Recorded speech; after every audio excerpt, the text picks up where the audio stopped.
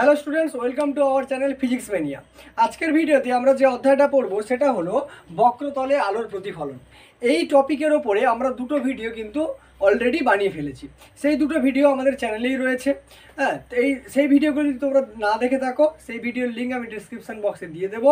সেখান থেকে সেই ভিডিও দুটো আগে দেখে আসো, তারপরে এটা শুরু করবে, ঠিক আছে? কেননা যে কোনো একটা অধ্যায় যদি তুমি প্রথম থেকে না দেখো, তাহলে কিন্তু মাঝখানের কোনো ক্লাসে এসে কিন্তু বুঝতে তোমার অসুবিধা হবেই, ঠিক আছে? দেখো, আজকের এই বক্রতলে আলোর প্রতিফলনের যে অংশটা আমরা পড়বো সেটা হচ্ছে, প্রথম যে অংশটা পড়বো সেটা হচ্ছে অনুবন্ধী ফোকাস যুগল, ঠিক আছে? কি না, অনুবন্ধী ফোকাস যুগল, অনুবন্ধী ফোকাস যুগল, ঠিক আছে? যুগল যাকে ইংরেজিতে বলে পেয়ার অফ কনজুগেট ফোকি, ঠিক আছে? দেখো, অনুবন্ধী ফোকাস যুগলটা কি না, অনুবন্ধী ফোকাস যুগল হলো প্রধান অক্ষের ওপর অবস্থিত এমন দুটি বিন্দু যার একটা বিন্দুতে বস্তু রাখলে আরেকটা বিন্দুতে কি তৈরি হবে না, প্রতিবিম্ব কিন্তু তোমার তৈরি হবে, ঠিক আছে? তাহলে দেখো, অনুবন্ধী ফোকাস যুগল কি বললাম না, অনুবন্ধী ফোকাস যুগল আসলে দুটো বিন্দু যা প্রধান অক্ষের ওপর অবস্থিত, যার একটা বিন্দুতে বস্তু রাখলে আরেকটা বিন্দুতে কি তৈরি হবে, সবসময়ের জন্য তোমার প্রতিবিম্ব কিন্তু তৈরি হবে।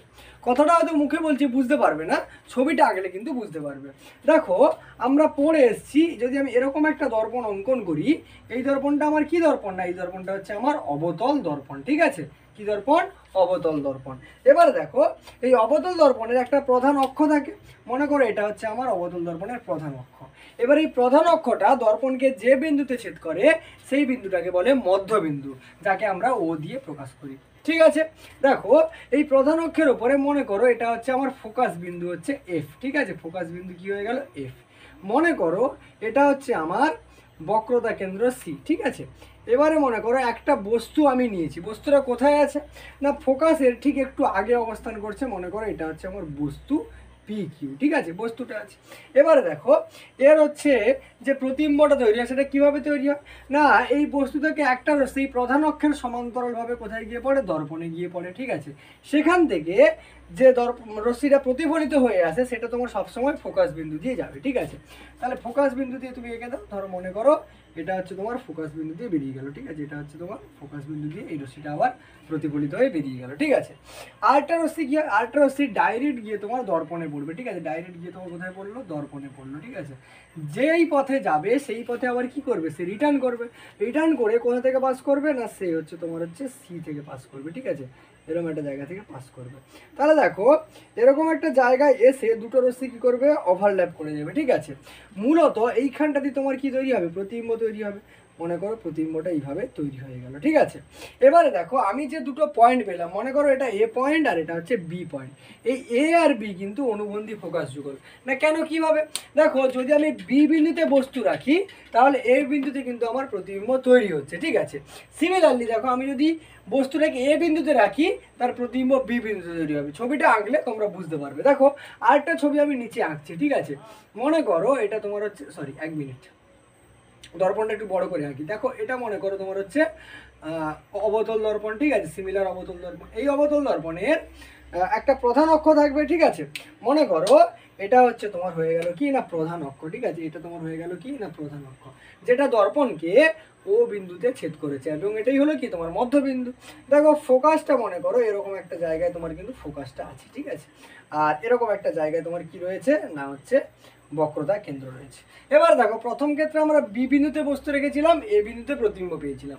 এবারে আমরা এ বিন্দুতে বস্তু রাখবো। মনে করো এ বিন্দুতে বস্তুটা এইভাবে আছে, ঠিক আছে?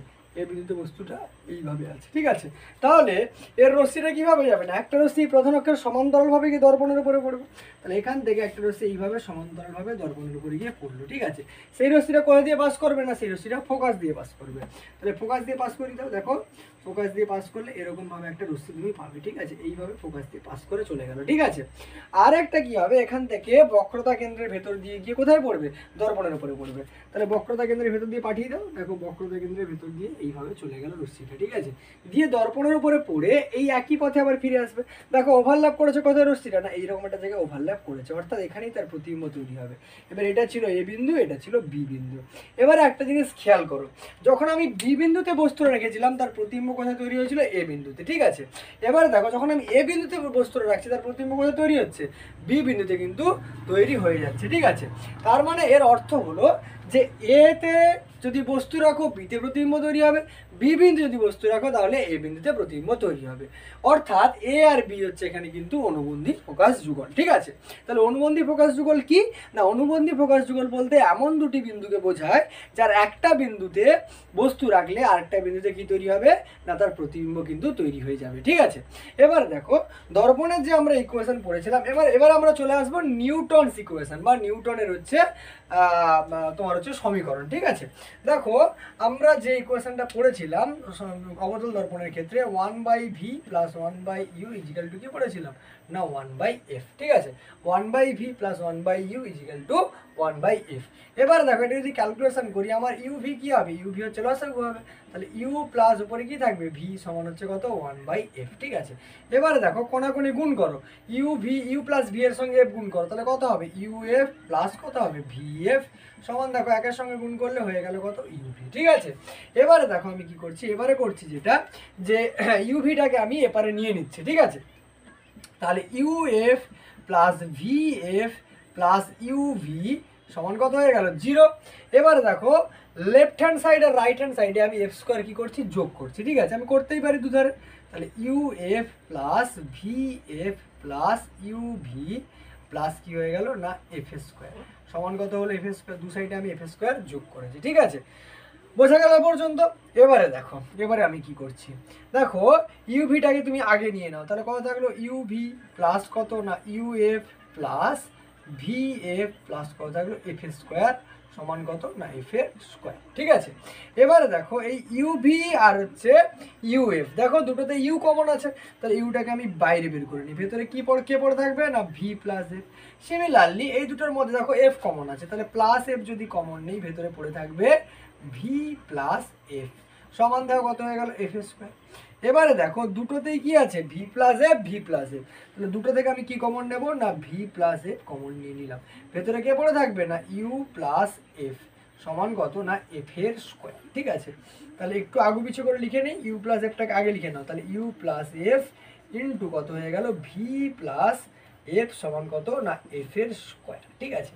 এবারে আমি ধরে নিচ্ছি, কি ধরে নিচ্ছি, না ইউ প্লাস এফ সমান আমি এক্স ধরে নিলাম, আর ভি প্লাস এফ সমান কত ধরে নিলাম, না ওয়াই ধরে নিলাম। তাহলে এই মানটা যদি এখানে বসাই, ইউ প্লাস এফ এর জায়গায় কত বসবে এক্স, আর ভি প্লাস এফ এর জায়গায় কত বসবে ওয়াই, তাহলে ইকুয়েশনটা দাঁড়িয়ে যাবে এক্স ওয়াই সমান তোমার এফ এর স্কোয়ার, ঠিক আছে। এফ এর কি হয়ে গেল স্কোয়ার। এই যে ইকুয়েশনটা, এই ইকুয়েশনটাকেই বলা হয় নিউটনস ইকুয়েশন, ঠিক আছে, বা নিউটনের সমীকরণ, কি বলা হয়, নিউটনের সমীকরণ বা নিউটনস ইকুয়েশন, ঠিক আছে। এবারে দেখো একটা জিনিস খেয়াল করো, তুমি দেখো এফ এর মান অর্থাৎ এই যে ফোকাস দূরত্বের মান, সে অবতল হোক আর উত্তল হোক, সে আমি পজিটিভ হোক আর নেগেটিভই হোক, এফ এর মান ধনাত্মক হোক বা ঋণাত্মক হোক, এফ স্কোয়ার আছে, এফ স্কোয়ার তখন কি হবে, এফ স্কোয়ার সবসময় কি হবে, পজিটিভ হবে। তাহলে দেখো এফ স্কোয়ার অলওয়েজ কি হচ্ছে, এফ স্কোয়ার অলওয়েজ হয়ে যাবে তোমার পজিটিভ, ঠিক আছে। এফ স্কোয়ার যদি অলওয়েজ পজিটিভ হয়ে যায় তাহলে তোমার এক্সটাকেও কি হতে হবে, পজিটিভ হতে হবে, আর ওয়াইটাকেও কি হতে হবে, পজিটিভ কিন্তু হতে হবে, ঠিক আছে। তার মানে কথাটা হলো যে এফ স্কোয়ার যদি এফ এর ভ্যালু তুমি পজিটিভে ধরো নেগেটিভে ধরো, এফ স্কোয়ারের ভ্যালু সবসময় কিসে আসবে, ধনাত্মক আসবে। সেখান থেকে আমরা পাচ্ছি কি এক্সকে পজিটিভ হতে হবে, ওয়াইকেও কি হতে হবে, পজিটিভ হতে হবে। তাহলে এক্স ওয়াই সমান এফ স্কোয়ার, এটা কি চলে গেল নিউটনস ইকুয়েশন বা নিউটনের সমীকরণ, ঠিক আছে। আমি সরে যাচ্ছি, তোমরা স্ক্রিনশট নিয়ে নিতে পারো। দেখো চলে আসছি আমরা নেক্সট টপিকে আমরা যেটা পড়বো সেটা হলো তোমার হচ্ছে সেটা হচ্ছে আমার বিবর্ধন, ঠিক আছে, যেটাকে আমরা প্রথমে কি বলবো, না অনুদৈর্ঘ্য বিবর্ধন, ঠিক আছে। কি পড়বো আমরা, অনুদৈর্ঘ্য বিবর্ধন, ঠিক আছে, অনুদৈর্ঘ্য বিবর্ধন, যেটাকে আমরা ইংরেজিতে বলি লিনিয়ার ম্যাগনিফিকেশন, ঠিক আছে, লিনিয়ার ম্যাগনিফিকেশন, ঠিক আছে, অনুদৈর্ঘ্য বিবর্ধন বা লিনিয়ার ম্যাগনিফিকেশন। দেখো অনুদৈর্ঘ্য বিবর্ধন বা লিনিয়ার ম্যাগনিফিকেশন কাকে বলে, এটা বোঝার আগে তোমাকে কিন্তু জানতে হবে। আচ্ছা, আরেকটা কথা বলে দেই, এই অনুদৈর্ঘ্য বিবর্ধনটাকে আমরা রৈখিক বিবর্ধনও বলে থাকি। সব থেকে বেটার হবে তুমি রৈখিক বিবর্ধন লিখে নাও, কারণ পরীক্ষায় প্রশ্ন তোমাকে রৈখিক বিবর্ধন দিয়েই জিজ্ঞেস করবে, ঠিক আছে। রৈখিক বিবর্ধন অনুদৈর্ঘ্য বিবর্ধন একই জিনিস, ঠিক আছে। দেখো রৈখিক বিবর্ধন যদি আমি জিজ্ঞেস করি তোমাকে, রৈখিক বিবর্ধন কাকে বলে, না দেখো বিবর্ধন কথার অর্থ কি, না বিবর্ধন কথার অর্থ হলো বৃদ্ধি পাওয়া, তাই না। বিবর্ধন কথার অর্থ কি, বেড়ে যাওয়া বা বৃদ্ধি পাওয়া। এবার অনুদৈর্ঘ্য রৈখিক বিবর্ধন কাকে বলে, না কোনো একটা বস্তু যখন আমি কোনো দর্পণের সামনে রাখবো তার একটা প্রতিবিম্ব কিন্তু তৈরি হবে, ঠিক আছে। এবারে যদি সেটা সমতল দর্পণ হয় তাহলে বস্তুর উচ্চতা যতটা হবে বা বস্তুর দৈর্ঘ্য যতটা হবে প্রতিবিম্বের দৈর্ঘ্য কি হবে ততটাই হবে। কিন্তু সেটা যদি গোলীয় দর্পণ হয় এবং গোলীয় দর্পণের বস্তুটাকে যদি বিভিন্ন জায়গায় আমি রাখি, কখনো ফোকাসের ভেতরে, কখনো ফোকাসের বাইরে, কখনো ফোকাসে, কখনো বক্রতা কেন্দ্রে, কখনো বক্রতা কেন্দ্রের বাইরে, এরকম বিভিন্ন জায়গায় রাখলে তোমার যে প্রতিবিম্বটা তুমি পাবে তার দৈর্ঘ্য কিন্তু ছোট বড় হতে পারে এবং হয়, ঠিক আছে। তাহলে সেখানেই যে কনসেপ্টটা চলে আসবে সেটা হচ্ছে বিবর্ধন বা ম্যাগনিফিকেশন, ঠিক আছে। এবারে দেখো রৈখিক বিবর্ধন কাকে বলে, না কোনো একটা বস্তুর যখন প্রতিবিম্ব তৈরি হবে সেই প্রতিবিম্বের দৈর্ঘ্যটা বস্তুর দৈর্ঘ্যের কত গুণ হবে সেটাকেই আমরা কি বলবো, না হচ্ছে রৈখিক বিবর্ধন, ঠিক আছে। তাহলে রৈখিক বিবর্ধন কাকে বলে, না কোনো একটি দর্পণের সামনে কোনো বস্তু রাখলে তার যে প্রতিবিম্বটি তৈরি হয় সেই প্রতিবিম্বটির দৈর্ঘ্য বা উচ্চতা বস্তুর দৈর্ঘ্য বা উচ্চতার যত গুণ হবে তাকেই আমরা কি বলবো, ওই দর্পণের বা ওই বস্তুটির রৈখিক বিবর্ধন বা লিনিয়ার ম্যাগনিফিকেশন, ঠিক আছে। অর্থাৎ দেখো রৈখিক বিবর্ধন সমান দেখো রৈখিক বিবর্ধন সমান তোমার হয়ে যাবে প্রতিবিম্বের উচ্চতা, কি হবে, না প্রতিবিম্বের উচ্চতা ধরো h1 ধরে নিলাম, ডিভাইডেড বাই তোমার কি হবে, না বস্তুর উচ্চতা, ঠিক আছে। কি হবে, প্রতিবিম্বের উচ্চতা বাই বস্তুর উচ্চতা, ব্র্যাকেটে লিখে দিলাম আমি h2, ঠিক আছে। তাহলে রৈখিক বিবর্ধন কি গেল, না প্রতিবিম্বের উচ্চতা বাই বস্তুর উচ্চতা, অর্থাৎ প্রতিবিম্বের উচ্চতাটা বস্তুর উচ্চতার কত গুণ হচ্ছে সেটাই হচ্ছে তার রৈখিক বিবর্ধন। বোঝা গেল এ পর্যন্ত? তাহলে রৈখিক বিবর্ধনটা আশা করি তোমরা বুঝতে পেরেছো, ঠিক আছে। এবারে দেখো এই রৈখিক বিবর্ধনটাকে আরো একরকম ভাবে প্রকাশ করা যায়। কিভাবে এটাকে আরেক রকম ভাবে প্রকাশ করা যায়, সেটা হচ্ছে প্রতিবিম্ব দূরত্ব, কি না প্রতিবিম্ব দূরত্ব, ব্র্যাকেটে হচ্ছে তোমার ভি, কারণ আমরা দর্পণ থেকে প্রতিবিম্ব দূরত্বকে ভি দিয়ে প্রকাশ করি, ডিভাইডেড বাই কি হবে, বস্তু দূরত্ব, দর্পণ থেকে বস্তু দূরত্ব তাকে আমরা কি দিয়ে প্রকাশ করি, না ইউ দিয়ে প্রকাশ করি। এবারে দেখো এটা তো আমরা বুঝতে পারলাম যে রৈখিক বিবর্ধন এটা হয়, হঠাৎ করে এই ফর্মুলাটা এলো থেকে, ঠিক আছে। সেটাই কিন্তু এবারে আমরা প্রমাণ করার চেষ্টা করব। দেখো আমরা গোলীয় দর্পণে কোনো বস্তুর যখন প্রতিফলনের ফলে যে প্রতিবিম্বটা তৈরি হয় তার একটা জেনারেল ফর্মুলা কিন্তু আমরা পড়েছি। দেখো জেনারেল ইকুয়েশনটা কি ছিল, জেনারেল ইকুয়েশন ছিল 1/v plus 1/u is equal two কত ছিল, না 1/f, ঠিক আছে। এবারে দেখো আমরা আগেই প্রমাণ করে এসেছি যে তোমার হচ্ছে f সমান কত হতো, f সমান হতো r/2, এখান থেকে আমরা কি পেয়েছিলাম, r ইজিক্যাল টু 2f, তাই তো। তাহলে দেখো f সমান আমরা কত পেয়েছিলাম, r/2, তাহলে 1/f আছে, মানে 1 কত হবে, r/2, উল্টে গেলে কত হবে, 2/r, সমান দেখো আমি লিখে ফেললাম 2/r, ঠিক আছে। দেখো এখান থেকে কি করছি, না 1/v plus 1/u is equal two 2/rটাকে আমি কিভাবে লিখতে পারি, না 1/r প্লাস কত 1/r, ঠিক আছে। এবারে দেখো 1/v থাকলো, একটা 1/r কে এপারে নিয়ে আসো, আগে প্লাস সাইন ছিল এপারে কি হবে মাইনাস সাইন, তাহলে মাইনাস 1/r, একটা 1/r উপরে থাকলো, প্লাস 1/u উপরে গেলে কি হবে, মাইনাস 1/u, ঠিক আছে। সমান দেখো লসাগু কত হবে, আমার লসাগু হবে ভি আর, উপরে কত হবে ভি মাইনাস, সরি উপরে কত হবে আর মাইনাস ভি, সমান এলসিএম হবে দেখো ইউ আর, উপরে হবে দেখো ইউ মাইনাস কত হবে আর, ঠিক আছে। এবার এখানে একটা কাজ তোমায় করে ফেলতে হবে। দেখো আমরা যে আগের দিন যেটা করেছিলাম আগের ক্লাসে, সেটা হচ্ছে আমার এরকম একটা দর্পণ ছিল, মনে করো আমার এরকম একটা গোলীয় দর্পণ ছিল, ঠিক আছে, অবতল দর্পণ ছিল, হ্যাঁ অবতল দর্পণ ছিল। এই অবতল দর্পণের একটা প্রধান অক্ষ থাকে, তোমরা পড়েছো, সেই প্রধান অক্ষটা কি এইভাবে চলে যায়, সেই প্রধান অক্ষটা দর্পণকে যে বিন্দু ছেদ করে তাকে আমরা বলি মধ্যবিন্দু, সেটাকে আমরা ও দিয়ে প্রকাশ করি, ঠিক আছে। এখানে একটা থাকে কি ফোকাস, ঠিক আছে, আর এরপর একটা থাকে কি বক্রতা কেন্দ্র। মনে করো আমার বস্তুটা এরকম একটা জায়গায় রয়েছে, ঠিক আছে, বস্তুর এরকম একটা জায়গায় রয়েছে, ক্যাপিটাল পি ক্যাপিটাল কিউ। এবারে প্রতিবিম্বটা কিভাবে তৈরি হতো না, এখান থেকে একটা দর্পণ রশ্মি চলে যেত প্রধান অক্ষের সঙ্গে সমান্তরালভাবে, ঠিক আছে। এবারে সেই রশ্মিটা প্রতিফলিত হয়ে ঘুরে আসতো কোথা দিয়ে না, ফোকাসের ভেতর দিয়ে ও কিন্তু বেরিয়ে যেতে হবে, ঠিক আছে। আর একটা রশ্মি তোমার একদম কেন্দ্র দিয়ে, বক্রতা কেন্দ্র দিয়ে পাস করতো, গিয়ে দর্পণের উপরে পড়তো, এবং যেই পথে যেত সেই পথে কি করতো, ও আবার ফিরে কিন্তু আসতো, ঠিক আছে, এই পথে ফিরে আসতো। এবারে দেখো এইখানে তোমার তৈরি হতো কি প্রতিবিম্ব, ঠিক আছে, এইখানে কি তৈরি হতো প্রতিবিম্ব। এটাকে নাম দিয়েছিলাম আমরা স্মল পি, এটাকে নাম দিয়েছিলাম স্মল কিউ, ঠিক আছে। এবারে দেখো একটা জিনিস বলি এখান থেকে, সেটা হচ্ছে এখানে হচ্ছে আমার বস্তু দূরত্ব কত না ওপি, বস্তু দূরত্ব কত না ওপি সমান কত, দেখো বিপরীত দিকে আসছে কি হতো মাইনাস ইউ, তাহলে ওপি সমান কত হতো মাইনাস ইউ, ঠিক আছে। আচ্ছা প্রতিবিম্ব দূরত্ব কত ও কিউ, তাহলে ও কিউ সমান কত হতো মাইনাস ভি। তোমার ফোকাস দৈর্ঘ্য কত হতো ও এফ, তাহলে ও এফ সমান কত হতো মাইনাস এফ, ঠিক আছে। এবারে দেখো আমি কি বললাম, রৈখিক বিবর্ধন সমান কি আমার প্রতিবিম্বের উচ্চতা বাই বস্তুর উচ্চতা, ঠিক আছে।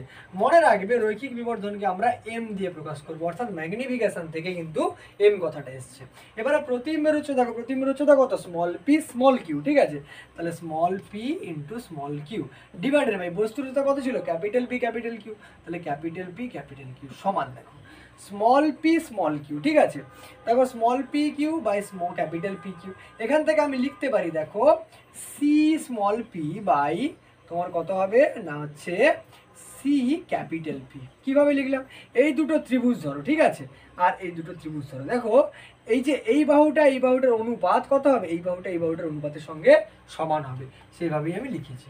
সমান দেখো এই সিপি সি স্মল পি, আমি কি লিখতে পারি সি স্মল পি বের করার জন্য ও সি মাইনাস কি লিখতে পারি ওপি, পুরো ওসি থেকে ওপি বাদ গেলে কত থাকবে তোমার সি স্মল পি পড়ে থাকবে, তাহলে ও সি মাইনাস হচ্ছে ও স্মল পি, ঠিক আছে, ডিভাইডেড বাই দেখো সিপি, সিপি মানে কি লিখতে পারি ও পি মাইনাস কত ও সি, ঠিক আছে, তাহলে ও পি মাইনাস কত হয়ে গেল ও সি সমান দেখো ওসি মানে কি, ওসি মানে আমার হচ্ছে বক্রতা ব্যাসার্ধ, ঠিক আছে, বক্রতা ব্যাসার্ধ কি হয় সবসময় ফোকাস দৈর্ঘ্যের কি হয় দ্বিগুণ হয়, ঠিক আছে।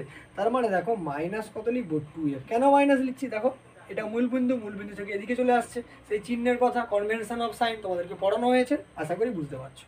মাইনাস দেখো ওপি ও স্মল পি, ও স্মল পিটা কি ছিল, ও স্মল পি ছিল আমার হচ্ছে কোথায়, হ্যাঁ ও স্মল কিউ না সরি, এটা হবে ও স্মল পি, কি ছিল আমার প্রতিবিম্ব দূরত্ব মানে মাইনাস ভি, তাহলে কত হয়ে গেল মাইনাস ভি ডিভাইডেড বাই দেখো ওপি, ওপি মানে এখান থেকে এতটা কি ছিল বস্তু দূরত্ব মানে মাইনাস ইউ, মাইনাস দেখো ওসি, ওসি মানে সেই একই কি আমার হচ্ছে বক্রতা ব্যাসার্ধ মানে মাইনাস কত হবে 2r, ঠিক আছে। দেখো এটা সরি মাইনাস 2f, ঠিক আছে, আর সমান 2f।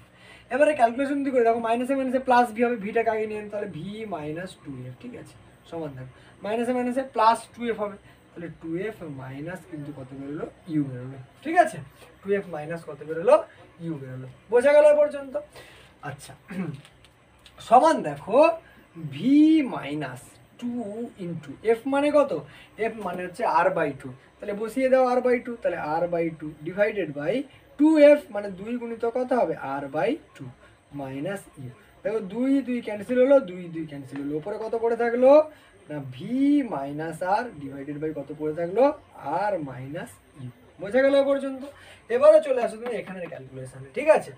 সমান দেখো কি করছি আমি, সমান দেখো এই আর এই আর কি হলো ক্যান্সেল আউট হলো, ঠিক আছে, উপরে কত আছে ভি মাইনাস আর, তুমি ভি মাইনাস আর নিয়ে আসো, আমার কত আছে আর মাইনাস ভি লিখে ফেললাম divided by r minus u ছিল, ইউ মাইনাস আরটাকে এপারে নিয়ে নাও, কত আসবে ইউ মাইনাস আর, তাহলে উপরে দেখো এটা এখানে চলে এলো মানে ভিটা উপরে চলে যাবে, তাহলে ভি বাই কত হবে ইউ সমান দেখো আমার ওখানে কত ছিল ভি মাইনাস আর, তার মানে মাইনাস একটা কমন নিয়ে নাও, কত থাকবে ভি মাইনাস আর, ওখানে কত ছিল আর মাইনাস ইউ, এখানে ইউ মাইনাস আর আছে একটা মাইনাস কমন নাও, কত থাকবে আর মাইনাস ইউ সমান কত না ভি বাই তোমার হচ্ছে ইউ। এবার এই মাইনাস মাইনাস ক্যান্সেল আউট হলো, তাহলে দেখো v minus r divided by r minus u সমান কত বেরোলো না ভি বাই ইউ। এবারে দেখো আমার তোমার রৈখিক বিবর্ধন কত বেরিয়েছিল v minus r by r minus u, তার মানে কত বেরোলো ভি বাই ইউ, তাহলে সমান আমি কি লিখতে পারি ভি বাই ইউ। এবারে ভি মানে কি, ভি মানেই তোমার কি প্রতিবিম্ব দূরত্ব, তাহলে প্রতিবিম্ব দূরত্ব দর্পণ থেকে প্রতিবিম্ব দূরত্ব, ঠিক আছে, ডিভাইডেড বাই ইউ, ইউ মানে কি দর্পণ থেকে বস্তু দূরত্ব, তাহলে বস্তু দূরত্ব, ঠিক আছে, তাহলে দেখো এখানে কিন্তু এসে আমার প্রমাণটা কিন্তু হয়ে গেল। ঠিক আছে, তাহলে দেখো রৈখিক বিবর্ধন সমান কি বেরোলো, প্রতিবিম্বের উচ্চতা বাই বস্তুর উচ্চতা সমান কি দর্পণ থেকে প্রতিবিম্বের দূরত্ব বাই দর্পণ থেকে বস্তুর দূরত্ব, অর্থাৎ m equal to h1/h2 equal to v/u। এটা কিন্তু আমি প্রমাণ করে ফেললাম। এ পর্যন্ত আশা করি তোমরা কিন্তু বুঝতে পেরেছো। ঠিক আছে, আমি সরে যাচ্ছি, একটা স্ক্রিনশট তোমরা নিয়ে নিতে পারো। ঠিক আছে, তারপরে আমরা চলে আসছি, তাহলে আমরা এ পর্যন্ত রৈখিক বিবর্ধন বের করে ফেললাম কি ফর্মুলা হয়। এবারে আমরা চলে আসছি এম ও ভি এর মধ্যে সম্পর্ক। ঠিক আছে, এম ও ভি এর মধ্যে সম্পর্ক। ঠিক আছে, মানে relation between linear magnification and the object distance. ঠিক আছে, দ্য ইমেজ ডিস্টেন্স। ঠিক আছে, তাহলে এম ও ভি এর মধ্যে সম্পর্ক। দেখো আমরা ইকুয়েশনটা কি পড়লাম না, 1/v plus 1/u is equal two 1/f। এটা হচ্ছে তোমার অবতল দর্পণের ক্ষেত্রে হ্যাঁ যে সাধারণ সমীকরণ। এবারে দেখো আমি কি করছি, উভয় পাশে এম ভি দিয়ে গুণ করছি, উভয় পাশে ভি দিয়ে গুণ করে পাই। ঠিক আছে, গুণ করে পাই। এবারে তুমি যদি ভি দিয়ে গুণ করো কত আসবে না, v by v plus v by u সমান কত, ভি বাই তোমার এফ। ঠিক আছে, দেখো ভি ক্যান্সেল আউট হলো, মানে 1 প্লাস, এবারে দেখো ভি বাই ইউ কি ছিল না, তোমার এম ছিল। রৈখিক বিবর্ধনকে আমরা এম দিয়ে প্রকাশ করি, তোমাকে আগে আমি বলেছি এম দিয়ে প্রকাশ করি। তাহলে ভি বাই ইউর মান কত, এম, তাহলে বসিয়ে দাও, এম সমান কত বেরোলো, ভি বাই এবার এফ। ঠিক আছে, এবারে দেখো যদি এম এর মান যদি 1 হয়, তাহলে দেখো কি দেখতে পাচ্ছ, ভি বাই এফ সমান কত হবে, 1 প্লাস 1 মানে কত হবে 2। তাহলে এখান থেকে দেখো ভি সমান কত পাবো না 2f, আর 2f মানে কি আর, তাহলে দেখো ভি সমান কত পেলাম আর। ঠিক আছে, এবারে ভির মান যদি আর হয় তখন ইউর মানও কত হবে আর, তখন এম এর মান কত 1। অর্থাৎ যদি কোনো বস্তুকে, ঠিক আছে, যদি কোনো বস্তুকে তুমি বক্রতা কেন্দ্রে রাখো, তাহলে তার প্রতিবিম্ব তোমার বক্রতা কেন্দ্রেই তৈরি হবে, এবং প্রতিবিম্বের সাইজ কি হবে, বস্তুর উচ্চতার সঙ্গে বা বস্তুর আকৃতির সঙ্গে সমান হবে। কারণ m ইজিক্যাল টু 1 মানে রৈখিক বিবর্ধন কত 1, অর্থাৎ প্রতিবিম্বের উচ্চতা যা বস্তুর উচ্চতা তা। এবারে u ইজিক্যাল টু r মানে কি, দর্পণ থেকে হচ্ছে বস্তুর দূরত্ব কত, কোথায় না আর দূরত্বে আছে, অর্থাৎ বক্রতা কেন্দ্রে আছে। তাহলে এখান থেকে আমি কি কনক্লুশনে এলাম, যে যদি কোনো বস্তুকে বক্রতা কেন্দ্রে রাখা হয় তাহলে তার প্রতিবিম্ব বক্রতা কেন্দ্রে তৈরি হবে, এবং প্রতিবিম্বের আকার বস্তুর আকারের সঙ্গে কি হবে, সমান কিন্তু হয়ে যাবে। ঠিক আছে, তারপরে চলে আসছি আমি এম ও ইউ এর মধ্যে সম্পর্ক। ঠিক আছে, এম ও ইউ এর মধ্যে সম্পর্ক, ইংলিশ টার্মটা আমি বলে দিচ্ছি মুখে, দেখো কি, relation between linear magnification and the object distance. ঠিক আছে, relation between the linear magnification and the object distance. ঠিক আছে, দেখো এম আর ইউ এর মধ্যে সম্পর্ক, আমরা জেনারেল যে ইকুয়েশনটা পড়েছিলাম 1/v plus 1/u is equal two কত 1/f। এবারে আমি উভয় পাশে কত দিয়ে গুণ করছি না, ইউ দিয়ে গুণ করবো। এখানে ভি দিয়ে গুণ করেছিলাম, ওখানে ইউ দিয়ে গুণ করছি। ইউ দিয়ে গুণ করলে কত পাবো না, u by v plus u by কত, ইউ সমান কত, ইউ বাই তোমার এফ। ঠিক আছে, দেখো ইউ বাই ভি, দেখো ভি বাই ইউ সমান কত ছিল এম, তাহলে ইউ বাই ভি কত হবে 1/m, তাহলে 1/m প্লাস দেখো ইউ ক্যান্সেল আউট হবে, তাহলে 1/m প্লাস 1 সমান কত বেরোলো, ইউ বাই এফ। এখান থেকে দেখো আমি মনে করো আমি এম বের করতে চাইছি, তাহলে 1/m সমান দেখো কত বেরোবে, ইউ বাই এফ প্লাস 1টা উপরে গেলে -1। এখান থেকে দেখো এম সমান কত বেরোবে, এফ তো তোমার ওপরে চলে যাবে, তাহলে ইউ মাইনাস কত হবে না এফ হবে। ঠিক আছে, ইউ মাইনাস কত হয়ে যাবে এফ, তাহলে এম সমান কত বেরোলো, এফ বাই ইউ মাইনাস তোমার এফ বেরিয়ে গেল। ঠিক আছে, এবার একটা জিনিস খেয়াল করো, যে ইউর মান যদি আমি আর ধরি, কত ধরি আর, ইউর মান যদি আমি কত ধরছি আর ধরছি। ঠিক আছে, আচ্ছা ইউর মান যদি আমি আর ধরি, তাহলে দেখো এক্ষেত্রে, আচ্ছা সরি ইউ এর মান, হ্যাঁ তুমি ইউ এর মান আর ধরো, আর সমান কত হয়, আর সমান 2f, তাহলে আর সমান কত 2f। এবার এখানে মানটা বসাও, কত বেরোবে, এম সমান দেখো এফ বাই ইউর মান 2f মাইনাস এফ, তাহলে এফ বাই কত হবে, এফ বাই এফ সমান কত বেরোবে 1। ঠিক আছে, আর ভি ইজিক্যাল টু কত হবে, ভি ইজিক্যাল টু তোমার হবে আর ইজিক্যাল টু কত হবে না 2f। ঠিক আছে, তাহলে এখান থেকে তুমি কি পাচ্ছ, এখান থেকে পাচ্ছ যে একই জিনিস, যে কোনো বস্তুকে যদি আমরা বক্রতা কেন্দ্রে রাখি তার প্রতিবিম্ব বক্রতা কেন্দ্রতেই তৈরি হবে এবং তার আকৃতিও কি হবে, সমান হবে। তার ইউ ভি আর এম এর রিলেশন কি বেরোলো না এম 1 প্লাস এম সমান v by f. M R u এর রিলেশন কি বেরোলো না এম সমান f by u minus f. আশা করি বোঝা গেল। এবারে চলে আসছি আমি অনুদৈর্ঘ্য বিবর্ধন। ঠিক আছে, কোথায় চলে আসছি, অনুদৈর্ঘ্য বিবর্ধন। ঠিক আছে, অনুদৈর্ঘ্য বিবর্ধন। ঠিক আছে, অনুদৈর্ঘ্য বিবর্ধন, যাকে আমরা ইংলিশে বলি লঙ্গিটিউডনাল। ঠিক আছে, লঙ্গিটিউডনাল ম্যাগনিফিকেশন। ঠিক আছে, ম্যাগনিফিকেশন। ঠিক আছে, দেখো অনুদৈর্ঘ্য বিবর্ধন কাকে বলে।